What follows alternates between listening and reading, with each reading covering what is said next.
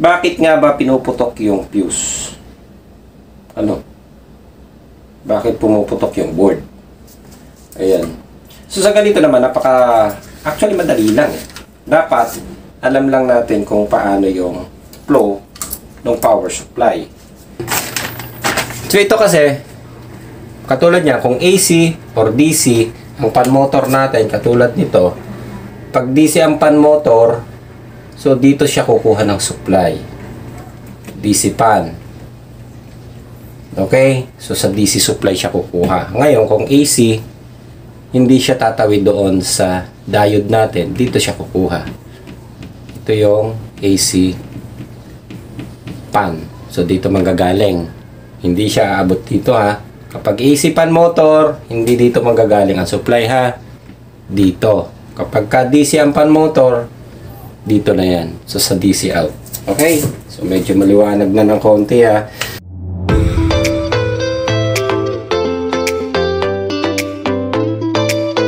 Okay, good day mga katek. Meron ako isi-share na video. Medyo busy tayo ngayong mga panahon na ito. Ayan, kahapon nagpa-PMS tayo sa sakyan. Binantayan ni Marites. Okay. So, isi-share ko lang ito. Meron dito isang bagong board. Ayan, in-order ito sa amin. Pero pumutok yung board. So, yung luma niya. Eto. So, issue, putok din. So, pagkakabit nito, mandar bahagya, then pumutok yung board. Okay. So, ayan, no. So, nakarami na ng fuse na napalitan. Pinuputok niya yung fuse. Ngayon, isi-share ko sa inyo kung ano yung naging issue para maiwasan nyo din. So, tulad nito, naputokan kayo ng board. Siyempre, kung hindi natin alam din na i-repair talaga yung board, o-order tayo ng board. Kaya kung pumutok ulit itong board natin na ikinabit, o-order tayo ulit ng panibagong board. So, nakarami na ng sunog. Okay. So, bakit nga ba pinuputok yung fuse? Ano? Bakit pumuputok yung board? Ayan. So, sa ganito naman, actually madali lang eh. Dapat, alam lang natin kung paano yung flow ng power supply. Ito. Kaya, meron tayong whiteboard ulit. I-drawing lang natin. Okay. Tama ba ko? Neutral. Line. Okay? So, ang line ay may fuse. Nasa line yung fuse na. Or pwede naman vice versa yan. Parehas lang. Ayan. So, dumaan ng coil. Okay. Coil. Tapos, diretso na doon sa ating diode. Kung may mga dinaanan man yung capacitor, direct to the point na lang natin. Okay? So, ito yung AC input, AC, positive, ito negative. So, ito na yung out, capacitor. Okay. So, yan lang naman yung flow. Simpleng-simple, no? Power supply. So, paglabas niyan, DC. Ito, AC. So, ang tanong, bakit pinuputok itong fuse? So, kung pumutok yan, wala ka nakuha short dito, wala ka rin nakitang shorted dito, so, possible, nandito sa DC section. Ngayon, kung doon sa bagong board, na pinutok yan, tapos, maaaring wala ka namang problema dito. So, alin ba yung ating pupuntahan? So, mahirap, no? So, yun yung dapat na-analyze natin. Okay? So, ito kasi, katulad niya, kung AC or DC, ang pan motor natin, katulad nito, pag DC ang pan motor, so, dito siya kukuha ng supply. DC pan. Okay? So, sa DC supply siya kukuha. Ngayon, kung AC, hindi siya tatawid doon sa diode natin. Dito siya kukuha. Ito yung AC pan. So, dito manggagaling. Hindi siya aabot dito ha. Kapag AC pan motor, hindi dito manggagaling ang supply ha. Dito. Kapag ka DC ang fan motor, dito na yan. So, sa DC out. Okay? So, medyo maliwanag na ng konti ha. So, nangyari dito, pumutok, itatanggal pa nga ang fuse nito. Ito yung section ng may fuse sa kabila. Then, yung trouble ng isa, ganun din. So, ang gawin natin, jumperan ko lang muna para makita natin kung mag-on ha. Okay? Saglit, kukuha lang ako ng pan-jumper fuse. Okay, so ang gagawin natin, lalagyan muna natin ng fuse. So, dahil naubos yung stock namin ng fuse ng kakakabit ng aking technician, so sila din nagkabit ng fuse. So, jumperan ko lang muna. So, 3.5 ampere lang naman to. So, pansamantala, i-jumper ko. So, nagbubuhay ko ilaw. Alam niyo na, nagkakaedad, malabo mata. Okay. Dito, lalagyan na natin siya parehas. Ito yung fuse niya, no? Yung hihinahinan ko na to. So, pansamantala, i-jumper ko lang siya ng maliit na hibla ng wire. Yun. Tapos, tingnan natin kung mabubuhay na siya. Okay. Yung isa, parehas na St. Thomas to eh. Yung nangyari. So, ito yung bago. So, lagyan din natin. Ito rin yan eh. Yung fuse niyan, ganitong klase. Yun. So, pinutok siya.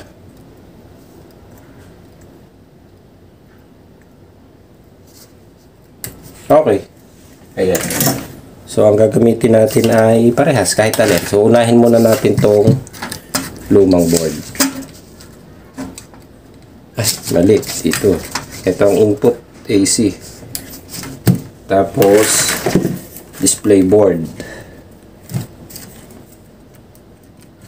So, ito yung pinagpalitan nila. Ito yung bago na galing sa in-order sa atin.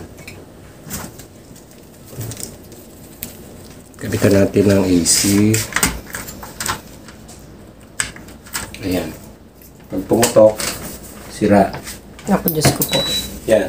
Subuhin na yung ayan. Yun. So, nakalagay lang E4 kasi wala tayong mga sensor na nakakabit. So, ibig sabihin, buhay na yung ating board. Okay. So, ilipat lang natin din yung isa. Yan. Kahapon medyo masama yung pakiramdam ko kaya yung PMS sana gagawa natin ng vlog kaso wala sa timing yung katawan ko. Papa PMS sa kami medyo masama yung pakiramdam ko. Okay. Ayan.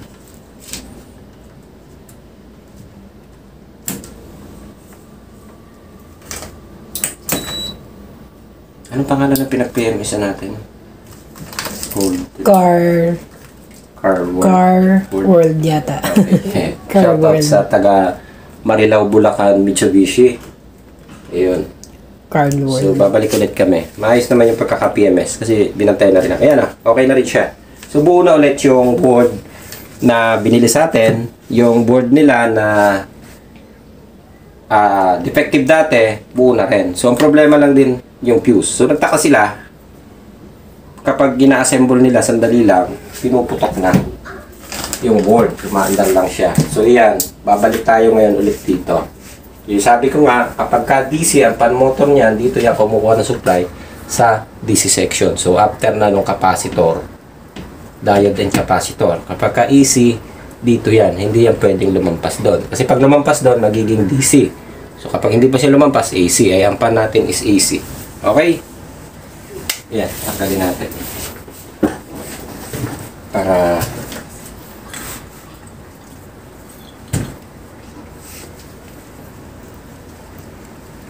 Para maganda. Okay. So, kapag AC, ang fan motor, gumagamit ng relay. So, kapag DC, hindi. Direct na siya. So, ito yung secondary. So, dito. Okay. So, ang primary dito. Kaya doon nakalagay yung relay. Okay. Teka. Medyo naguguluhanan ako. Okay.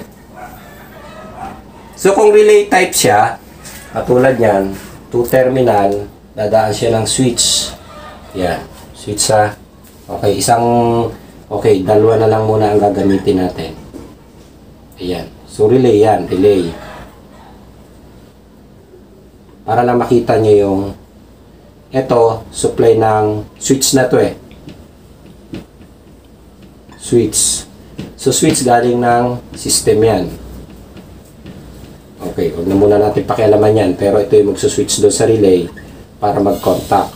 So, itong paa na yan, magkakasama dito. Okay, so pwede dyan. Dyan siya nakakonect. Yung isa, itong isang paa na to, galing doon sa neutral. So, vice versa, pwedeng dito, pwede doon sa kabila. Okay? So, ito ay neutral. Sabihin natin ito ay neutral. Ayan. So, hindi ko maiikot eh. Okay? Neutral, neutral. Kapag nag-switch yun, ay, okay. Mali pala ako, no? Teka, ulitin ko, ah. Mali pa yung pagkakapaliwanag ko. Short pala yun. Sandali, ah. Okay lang. Ako lang naman nakakakita sa iyo eh. Okay. Sandali. Mali. Ulit. Masama nga pakiramdam mo. Pares tayo eh. Masama yung ano ka. Medyo pangit ng... Okay, ulitin natin ha. Shorted pala yun. Grabe. Tuturuan ko pa kayo ng mali. Okay. Ayan. Relay ha, relay. Yan. Pangit ka talagang magsulat eh, no? Ayan. Okay. Ito, neutral. Yung line, sabi ko nga sa inyo, so iyan galing dyan. Ito, pagkadikit. So yun yung line, L. So ito yung neutral. So ano ba ang kailangan ng pan? Isang supply lang line at saka isang neutral. So sabihin na natin ito yung low pan, ito yung high pan. So, gumamit ng dalawang relay na. Pag nag-switch ka ng low, ito lang yung magsuswitch. Okay? So, DC. Ang kailangan lang ng ating pan, teka, sabihin natin ito ang pan natin. Isang supply ng neutral. Ngayon, kung ang nag-switch is line, pag switch yung isang line, so magkakaroon ka na dito, pupunta na yung line, ito yung neutral. So, diretso na yan ha. Pag nag-switch yung relay, ito yan. Okay? Mapangit na yung drawing ko ha, dito nang galing yung isa. Ngayon, ang problema natin, kaya pinuputok yung fuse, wala naman silang sira dito, good naman, napandar natin. Kapag ang pan motor mo ay sira, yun, shorted. So, ibig sabihin, kapag nag-short yan, pag nag-switch, kaya pagka umandar siya, mga andar daw siya, nabuhay nila ng mga 1 hanggang 2 minuto, biglang pumuputok na. Eh, nag-switch na yung pan motor mo eh. Nag-on, ay shorted yung pan mo. Eh, di para siyang nag-short dito. So, ano mangyayari? Di, puputok yung fuse mo. Pag switch ng relay, putok yung fuse. O, di ba, maliwanag na. Okay na. So, gano'n lang naman kasimple. Ngayon, kung katulad niyan, pumutok, isang beses ka naputokan ng fuse. Tapos, tinester mo, wala ka naman nakitang short dito, wala ka nakitang shorted dito. Kinabitan mo yung fuse, pumutok na naman, wala pa rin shorted dito, pero pinutok. Ay, tanggalin mo na lang muna yung pan. Yung connection nitong pan. Yun. Ay, hindi matanggal eh. So, tanggalin mo yan. I-cut mo. Bunutin mo. Nakasaksak lang naman eh. Ngayon, pag nag-on, eh, di alam mo na kung saan ang galing ang sira. Galing sa pan.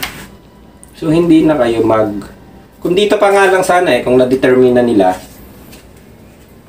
kung alam na sana nung nag-check, bakit pumutok yung fuse? Okay. Ngayon, nag-DIY na rin naman sila. Kinabitan ng fuse, pumutok na naman. So, ang napagsuspetsahin nila is ito kaagad. So, bakit pinuputok yung fuse? So, yun nga yung sinasabi natin. Check nyo. Kasi wala na ibang pupuntahan eh. Pag switch niyan, wala ka naman nakukuha shorted dito. Wala ka nakukuha shorted dito. Tapos, sa unang saksak o unang on mo, buhay ang unit. Pag tumagal mga less than 1 minute o 2 minutes, pumuputok. So, ibig sabihin, pag on, nag-switch yung relay, pumutok na naman. So, saan ba nang galing? Ay, di doon lang sa pan. Diba? So, ganun lang kasimple. So, buksan natin yung pan motor nila. Ayan. So, okay na rin yung board na yan. Aandar yan. Tiwala lang. Ano? Okay, ayan. So, ito yung fan motor. Buhol-buhol pa. Pag tinester natin, ayan. Ito, pakita na natin. Ano? Ito yung input ng AC eh. Ito. So, ang neutral, diretso na yun dito. Ito, teka. Ayun. Ito na isa oh, nandun sa paa. Then, yung line, siyempre, dadaan yan doon sa relay. So, ito yun. Pag binaliktad natin, ito yung switch oh. So, na to? Paa, ito. Ito, ayun. Yan. So, ito yung line. Okay, yung kabilang paa. So, dito rin ang galing yan eh. Line in neutral. Yung switching niya, dumaan lang ng relay para magkaroon dito. Okay? So, line. Ito na yung neutral mo. Yun oh. Diretso na yan doon sa pan eh. Tingnan natin yung nilalaman ng pan. Ano? Saan ko lang.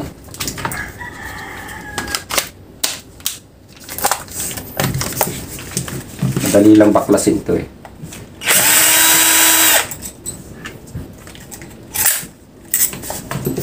Yan.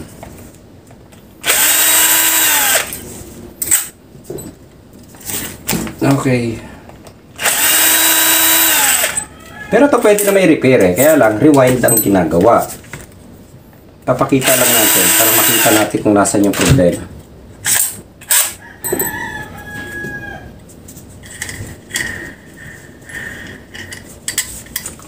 Yun.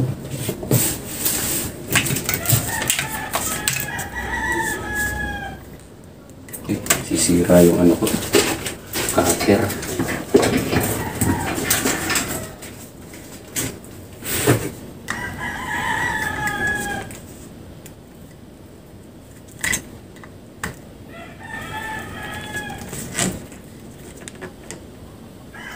Yun. Okay. Martilyo. Oh, isang pokpok lang. Tanggal agad.